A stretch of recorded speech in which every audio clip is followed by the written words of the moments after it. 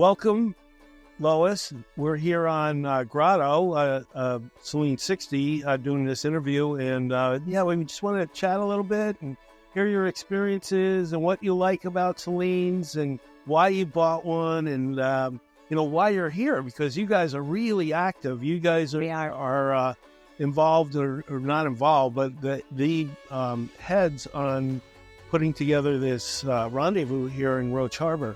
Well, it's my husband and his colleague, Dee, but I'm just stepping in, bringing up the rear. So, it's a unique group. They're very social. Yeah. Very social. The one year we couldn't have a rendezvous, COVID year, we had a non-rendezvous rendezvous.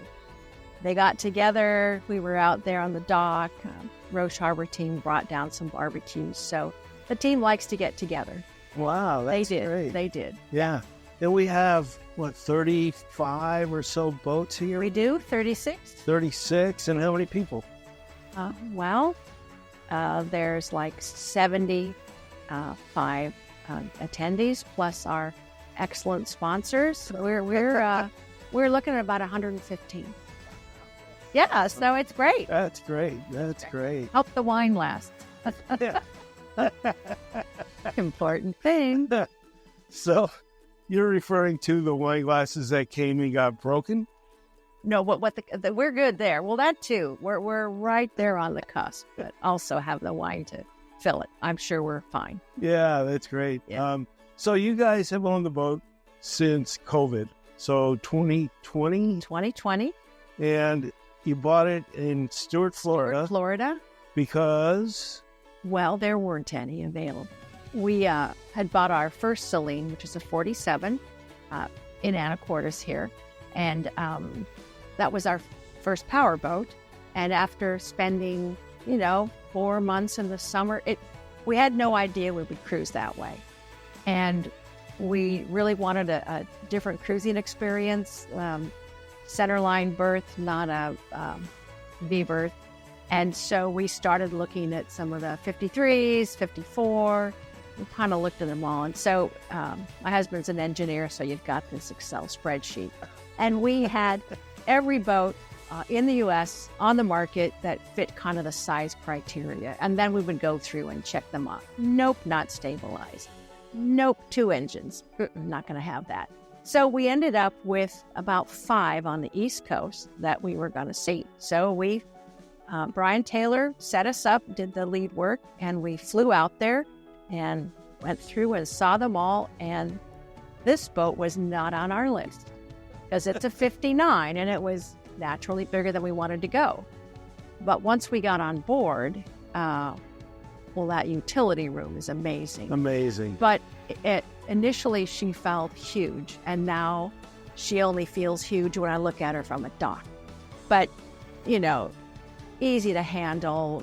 We live on her now 4 or 5 months a year. And really? So, yeah, it's a treat. We feel very lucky to be able to have her. So where do you guys live? So we live in Renton area, which is south of Seattle. Yeah.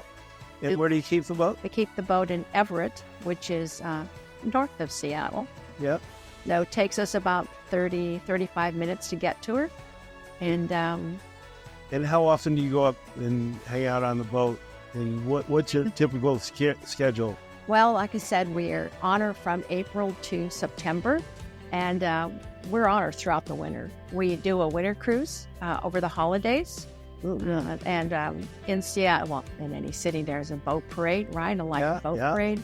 We support SeaFair, which is an organization here that supports children and special needs children. Oh, nice. So you decorate your boat and drive around and hope that the weather is pleasant enough. And we've done that a couple of years. So it was easier to decorate our sailboat than it is this Selene. We still haven't figured it out yet. Yeah, don't quite gonna work. Don't talk to my wife. She's a decorating. Oh, yeah. Yeah. Well, I've tailored back a lot. You initially talk to my wife. This it used to be about the pillows, right? How many pillows do you have on board? So, right? Pillows. Yep. Absolutely. I've been through that. Yeah. So Yeah, that's great. That's great. So, how'd you get involved with the with helping the kids? Because that's a really great thing to do. We belong to a yacht club, and so they host this event every year. They're part of the participating club, and they need boaters, part of their members to take people around. And so we have a big boat, and so we had 20 guests, and we had dock helpers, so elves, and we had the fly bridge with people, and one of the elves up here just overseeing, making sure that no one's walking around. We had people in the pilot house, an elf there to make sure nobody's going down the forward stairs, and then people in the salon. So, we felt very comfortable with the guests. There were some Down syndrome people with us. Everybody had on life jackets, and for the most part, not for the most part, there was no problem. No problem whatsoever. Yeah, that's great. How about a shout out for the yacht club? Oh, yes. Queen City Yacht Club. Second oldest, the oldest being Seattle Yacht Club. But yeah, it's been a lot of fun to be a part of that. Yeah. And where is Queen City Yacht Club? It's right across the bay, Portage Bay, from Seattle Yacht Club there on Lake Union. On Lake Union. Yeah, that's great. Near University of Washington campus. So during the summertime, where do you guys go? Well, Alaska. Alaska. It's kind of funny. The bigger the boat, the farther you go. Our first sailboat, we thought it was, you make the San Juans, that's a really big thing. Mm-mm. And our last trip on our sailboat was the Broughton area, which is the north tip of Vancouver Island. And it's going around Cape Caution. Yeah. Now we did that on our first Selene. So now we're in Alaska. And how far up have you gone in Alaska? Only Glacier Bay. All the way to Glacier Bay. Yeah, it's all the way. At 8 knots. Yeah. But, weather dependent, right? Mother Nature's in charge, so we are no longer on a schedule, which is a real relief. So drop the anchor, bad weather, hang out, wait till the weather breaks, go another 30 miles. There's no rush. No rush. And it's interesting because usually underway I can do a lot of things. Take a shower, do some laundry. It's just so stable. It's a really nice ride. Not much rocking. So, yeah. What do you like about the boat? She's a real elegant. That's what we fell in love with Selene's. He said it was our first power boat, and once you go to a Selene, you don't go back. There's just everything about her. You step into the cockpit. It's a beautiful place to sit. You go into the salon. It's a beautiful place. It's just wonderful, and she just handles like a dream. So I'm at the helm when we're docking and departing dock. Oh, I do. Handle that's I great. do.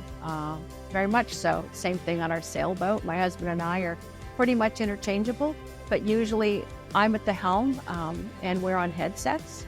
So do you drive from up here or down below? I drive from up here. Yeah. The sight is better unless it's rainy or foggy, and it's tough down there because you can't see anything. Right? Yeah. We did have an issue once. He didn't realize that when I'm driving from here and backing up, I'm faced backward. I'll have, a hand on the wheel and a hand on the thrusters, and I'm facing backward. Yeah. Oh, he just was, giving some command that I'm interpreting one way, and he didn't realize that I'm backward. So you got him straightened out, though, I bet. Well, we always do an after-action review. The project planners, and if any anchoring or docking experience didn't quite go as planned, and if it did go as planned, it's still good to review. Okay, what went well? Did we read the weather, the current? There's just a lot of factors. We usually talk about it before we even enter on our approach. It's just, slow like a pro, and there's no yelling. No yelling. There's no yelling. Yeah. You hear some of that, and takes the fun out of it. Yeah, for sure. Typical day.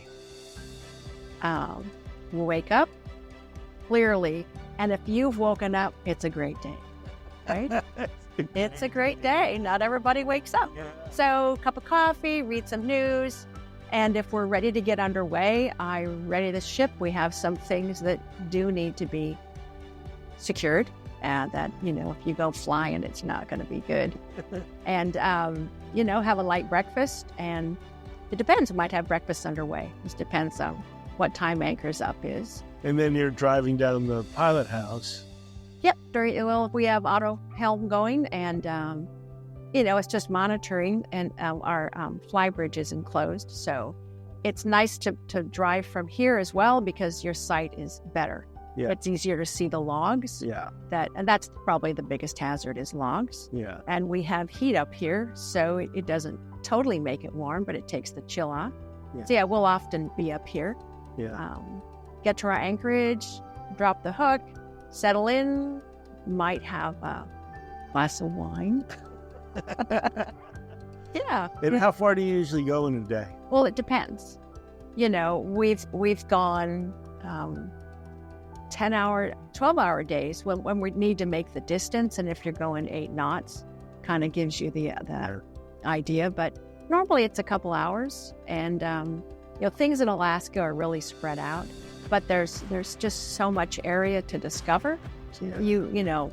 Right around the bend is something else. But you really have to watch the weather. In Alaska, it changes pretty quickly. Yeah, but it just depends on the day and how far we're going. So how about some of your favorite places that you've been? Well, gosh. Glacier Bay is pretty spectacular. But after seeing it, I think I'm okay. I don't feel like I need to go back. Sure. It's hard to identify a specific one. They all have their unique aspects. Some you're in a bowl, and some there's a mountain range. Some there's a glacier.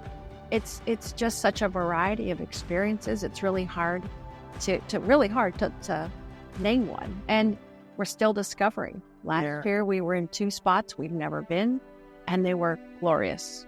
Of course, the weather was this. So there's times when it's going to be low fog. You don't see the mountain range, so you have no idea what's there. So that's when you go into Glacier Bay, and that's your luck of the draw, because you have to have permits to go in, and they only allow 25 pleasure boats in at one time. It's heavily regulated. Yes. So if this is your week and it's not a good week, so next to be you. Yeah. So, but you're still in Alaska. Yeah, there's a lot of wildlife, a lot of sea creatures. It's just, yeah. Tell me a story about some wildlife that you've seen. Well, probably one of the most unique, and it really is a gift. We were coming up a channel with a current, so you needed to keep enough steerage. And in front of us was a large pod of orca. And it was 2 adults and about 5 or 6 juvenile. And they were taking their time, and we're hugging the shore to try to stay out of their way. But what the adults were doing was teaching the juveniles to breach, to tail slap, to spy hop. It was over an hour of, you're stunned to see this family. And, we just felt so honored. That's truly so honored. It's special. So my husband got his big kahuna camera, and he was able to get some stunning photos of the 2 adults breaching at the same time. I'm just trying to not hit anything shallow anyways. You can't plan for that. It just happened. Like I said, we felt very lucky, and it was probably a once-in-a-lifetime experience. We've been up there years where you don't see any orca at all. Just maybe a few black fins in the distance. But yeah, so this year there were a lot of orca. And like I said, we just happened to be in the right spot at the right time. Yeah, no, it's awesome. It's still very, very memorable. And that's great. So what are the plans for this year? Normally we take off from here and go north, but we have to go home for some business. But then we'll take off May 1 and probably be back September 10, right in that time frame. Yeah. You got to go home and get more wine. All right. Cool. Well, it's been a pleasure to have you here and hear your stories. Thank you. I appreciate. We won't tell Gary about our little interview. They'll just have to see it online. Well, it's a treat for you to be here. It's the 25th anniversary, and we just feel really lucky. And thank you for being the title sponsor. Absolutely. It is, again, we just feel very, very lucky and privileged to have you here. Yeah, well, likewise. Beautiful new boat. Yeah. You know, it's not good to see a new boat. Can I give you a tour? Well, I am signed up. I am signed up. All right. You know, there's two things we've never done. That's built a house and, of course, built a boat. That's a unique thing. Yeah, and with us, with Selene, it's even more unique because you're so involved and it's so customizable that, you're really involved in it. Yeah, it is amazing how customizable it is. It's almost crazy. I'm sorry. It just seems nuts. Yeah. Because, and the woodwork, it's like, can you have a square corner? Everything in I think there's some more squares here, but everything in our boat is round. Yeah. Right? And what is up with these little three, right? You got the trim, you got the three. Yeah. I mean, well, shit, I have to. You hear Q-tip out. And it's, It's so beautiful. It's a 4-year-old more. We're the fourth owner, and this boat has predominantly been in southern waters until we bought it. So, and with 4 owners, there's grease and dust in the air, and then all that humidity and the sea salt. And truly, I have been painstakingly going through. And then the louvers. Louvers everywhere. Yeah, so keeping her clean it's a lot. Yeah, so with a new boat, you get to choose. Do you want those louvers or not? Do you want that extra little trim or not? On this boat, they don't have much of that. They want it a more modern, really clean. Streamlined, yeah. So that when you go through this boat, you'll see that on here. You're right. There's less cleaning. It looks more modern. It right? does. It does look very modern from here. What's interesting is Loose Change is the name that they're going to name their boat. Their East Coast? Oh, yeah, that's Monty. Yes. Okay. So How do you know Monty? Well, he's been on our boat twice.